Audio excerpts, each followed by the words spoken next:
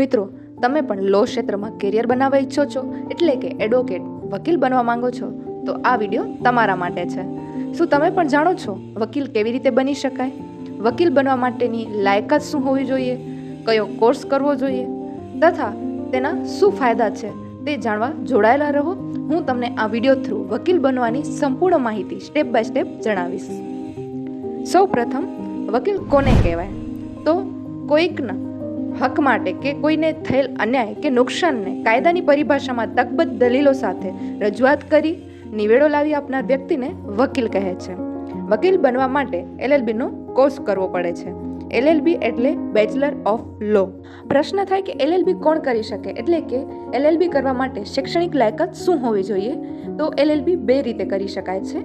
પહેલું છે ડાયરેક્ટ 12મા પછી 5 વર્ષનો LLB ઇન્ટિગ્રેટેડ કોર્સ હોય છે, જેમાં BA plus LLB, BCom plus LLB, BSc plus LLB જેવી પેટર્ન હોય છે. ધોરણ 11-12માં જે સ્ટ્રીમ રાખી હોય તેના આધારે આપણે પેટર્ન પસંદ કરી શકીએ છીએ. એડમિશન લેવા માટે ક્લેટની એક્ઝામ આપવી પડે છે, જેનાથી ગુજરાતની ગવર્મેન્ટ કોલેજમાં એડમિશન મળી શકે છે. તે સિવાય પ્રાઇવેટ કોલેજમાં પણ વિથઆઉટ એન્ટ્રન્સ એક્ઝામ એડમિશન લઈ શકાય છે. બીજો છે આપણે ગ્રેજ્યુએશન પછી કોઈ પણ સ્ટ્રીમમાં મિનિમમ 45% આવેલા હોય તો તમે એલિજિબલ છો. 3 વર્ષનો કોર્સ હોય છે અને તેમાં 6 સેમેસ્ટર હોય છે. જે વિદ્યાર્થી ખરેખર કાયદાના ક્ષેત્રમાં કેરિયર બનાવવા માંગતા હોય તેમને ધોરણ 12 પછી 5 યરનો LLB ઇન્ટિગ્રેટેડ કોર્સ પસંદ કરવો જોઈએ, કારણ કે અહીંયા 5 વર્ષમાં ગ્રેજ્યુએશન સાથે LLBની ડિગ્રી પૂર્ણ કરી શકાય છે. જ્યારે ગ્રેજ્યુએશન પછી LLB કરશો તો ગ્રેજ્યુએશનના 3 વર્ષ અને 3 વર્ષ LLBના કુલ આમ 6 વર્ષ આપવા પડશે. હવે આપણે જોશું કે ગુજરાતમાં લો માટેની ટોપ કોલેજીસ કઈ છે. પહેલી આવે છે Gujarat national law university GNLU, જે ગાંધીનગરમાં આવેલી છે. બીજી છે ગુજરાત યુનિવર્સિટી, જે અમદાવાદમાં છે. ત્રીજી છે નિરમા યુનિવર્સિટી, એ પણ અમદાવાદમાં આવેલી છે. ચોથી છે MS યુનિવર્સિટી, વડોદરામાં આવેલી છે. પાંચમી છે સૌરાષ્ટ્ર યુનિવર્સિટી, જે રાજકોટમાં આવેલી છે. છઠ્ઠી છે પારુલ યુનિવર્સિટી, જે વડોદરામાં આવેલી છે. હવે જાણીશું કે LLB દરમિયાન કયા સબ્જેક્ટ ભણવામાં આવે છે. તો એમાં કોન્સ્ટિટ્યુશનલ લો, કોન્ટ્રાક્ટ લો, ક્રિમિનલ લો, ફેમિલી લો, પ્રોપર્ટી લો, કંપની લો, એવિડન્સ લો તથા લો ઓફ ટોર્ટ જેવા લો રિલેટેડ બધા સબ્જેક્ટ્સ ભણાવવામાં આવે છે. હવે આપણે જાણીશું કે LLB કરવાના ફાયદા અને શું સ્કોપ છે ફ્યુચર માટે. પહેલું છે કે LLB પૂર્ણ કરી જો ઉચ્ચ અભ્યાસ કરવું હોય તો LLM કરી શકો, અને તેમાં મુખ્ય વિષય તરીકે કોર્પોરેટ લો, ક્રિમિનલ લો, સિવિલ લો પ્રેક્ટિસ કરી અને કાયદાના કોઈ પણ સબ્જેક્ટમાં તમે સ્પેશિયાલિસ્ટ થઈ શકો છો, અથવા પ્રોફેસર બની અને ટીચિંગ લાઇનમાં પણ જઈ શકો છો.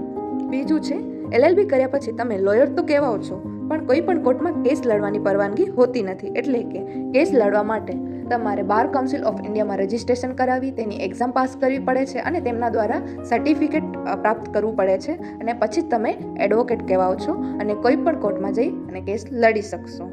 ત્રીજું છે કોર્પોરેટ સેક્ટર, એટલે કે પ્રાઇવેટ કંપનીઝ કે ફર્મ્સ કે બેંકમાં તમે એઝ અ લીગલ એડવાઇઝર તરીકે કાર્ય કરી શકો છો. ચોથું છે PCS એટલે ગવર્મેન્ટ એક્ઝામ આપીને કાયદા ક્ષેત્રે અધિકારી બની શકાય, અને જજ બનવું હોય તો જ્યુડિશરીની એક્ઝામ આપીને જજ પણ બની શકો છો. પાંચમું છે કોઈ પણ અનુભવી એડવોકેટના અંદરમાં પ્રેક્ટિસ કરી અને સારા એવા કાયદાના નિષ્ણાત બની અને સારી એવી ઇન્કમ મેળવી શકો છો, તથા માન મોભો પણ મળી શકે છે. વકીલ તરીકે સફળ થવા માટે માત્ર ડિગ્રી પૂરતી નથી, પરંતુ કેટલું વ્યક્તિગત સ્કિલ હોવી જરૂરી છે, જેમ કે good communication skill, analytical and logical thinking, patience and confidence, legal research skill, અને મોસ્ટ ઇમ્પોર્ટન્ટ છે કે એથિક્સ એન્ડ હોનેસ્ટી હોવી જરૂરી છે.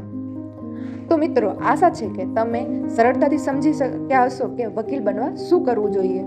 જો કોઈ ક્વેશ્ચન હોય તો કમેન્ટ બોક્સમાં જરૂરથી જણાવજો, તથા વિડીયો ગમ્યો હોય તો please like, share and don't forget two subscribe my channel Krishna Study Point. Keep learning, stay tuned.